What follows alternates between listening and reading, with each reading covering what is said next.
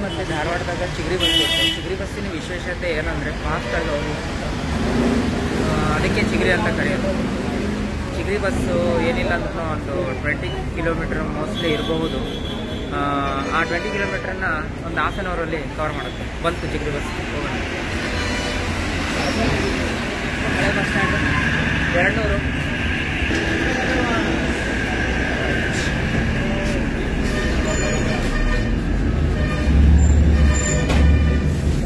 ನಿಗದಿತ ದರದಲ್ಲಿ AC ಕಂಪಾರ್ಟ್ಮೆಂಟಲ್ಲಿ ಕುತ್ಕೊಂಡು ಹೋಗುವ ಅನುಭವ ಸಿಗ್ತದೆ.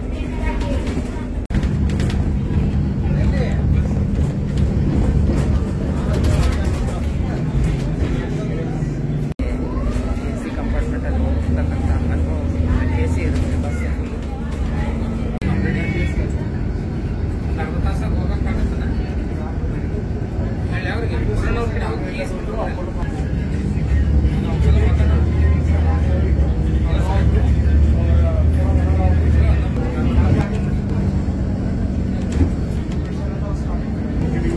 ಚಿಗರಿ ಬಸ್ಸು ಫಾಸ್ಟ್ ಯಾಕೆ ಹೋಗುತ್ತೆ ಅಂದರೆ ಇಲ್ಲಿ 3 ಥರದ ವಾಹನಗಳು ಓಡಾಡೋದು, ವೆಹಿಕಲ್ಸ್ ಓಡಾಡೋದು. ಅದು ಪೊಲೀಸ್ ಡಿಪಾರ್ಟ್ಮೆಂಟ್ ಗಾಡಿಗಳು, ಆಮೇಲೆ ಆಂಬ್ಯುಲೆನ್ಸ್, ಆಮೇಲೆ ಈ ಬಸ್.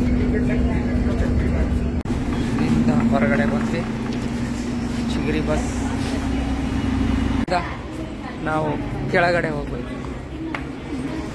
ಹಳ್ಳಿ ಊರಿನ ಬಸ್ಸು.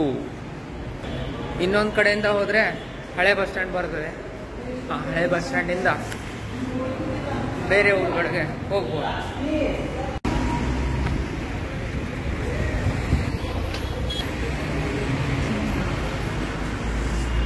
ಎಲ್ಲ ಅಂಗಡಿಗಳು ಇದ್ದಾವೆ.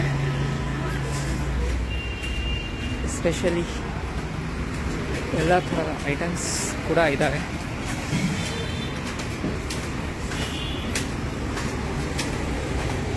ಅವರಿಗೆ ಸಂತೆಯಲ್ಲೂ ನಿದ್ದೆ ಅಂತಾರಲ್ಲ, ಅದು ಬಹುಶಃ ಈ ನಾಯಿ ನೋಡಿನೇ ಮಾಡಿರ್ಬೋದು.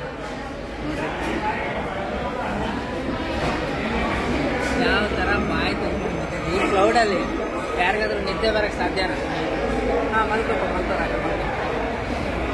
ಯಾರು ಇಷ್ಟ ಮಾಡಲ್ಲ.